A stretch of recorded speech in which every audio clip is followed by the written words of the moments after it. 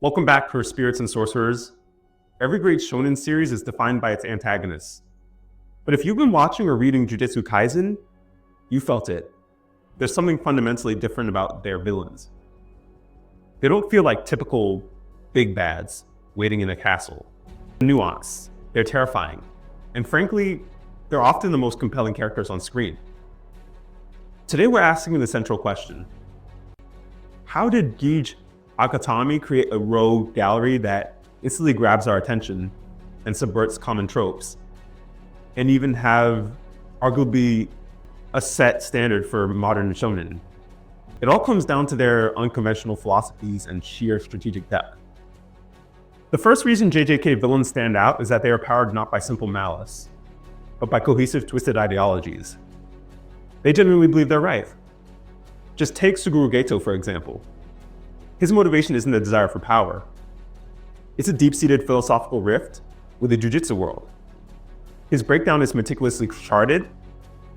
Watching non-sorcerers, quote-unquote monkeys, mistreat those who sacrifice themselves for them drove him to the conviction that the only way to save sorcerers is to purge humanity.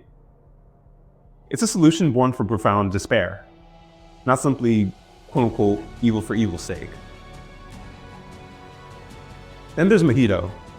He embodies the very concept of malice. His ideology revolves around the fundamental nature of the soul. He sees humans as meaningless playthings, existing only to be shaped and contorted by his power, idle transfiguration. His actions aren't random, they're testaments to his belief in the supremacy and meaninglessness of the soul. This belief system makes him terrifyingly consistent and difficult to defeat, because he truly believes his actions are justified by existence itself. Unlike many shonen villains who rely on brute strength until the final confrontation, JJK's antagonists are masters of complex planning and foresight. They're playing chess while the heroes are often scrambling to keep up.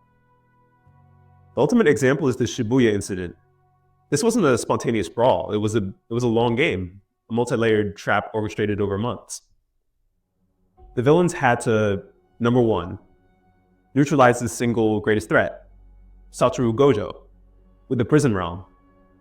Number two, coordinate multiple special grade curses and human allies. Number three, leverage specific human emotions and weaknesses within a confined public space. This level of intelligence and adaptability creates genuine, palpable tension. When the villains reveal a plan, it's usually several steps ahead of what the heroes are doing and what the audience thinks.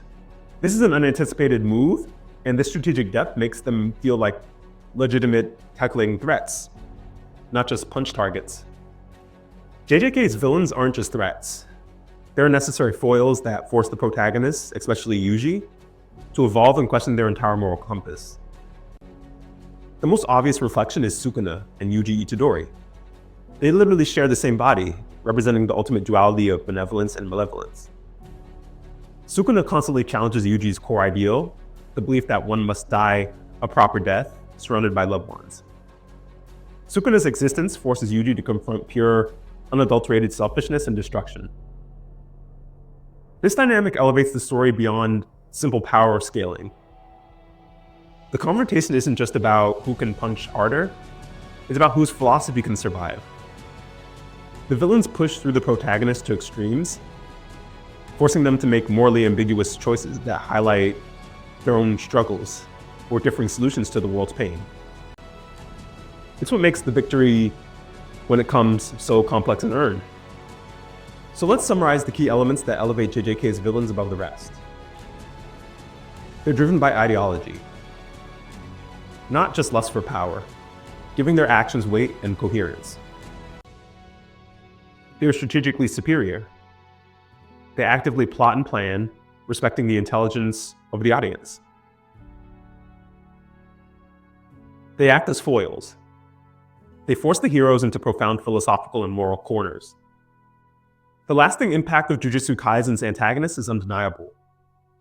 They're complex, they're terrifyingly smart, and their coherent worldviews make them feel real, even when they're slicing through buildings. They're the true engine of the story, and they've set a new high standard for shonen antagonists that future series will struggle to meet. This leads us to our final thought-provoking question. With antagonists this complex, are we seeing the death of the simple, single-minded shonen villain? Let me know your thoughts in the comments below. Who's your favorite JJK villain and why? If you enjoyed this analysis, hit that like button and subscribe for more deep dives. And thanks for watching. I'll see you on the next step of our journey. Take care and have a great hunt.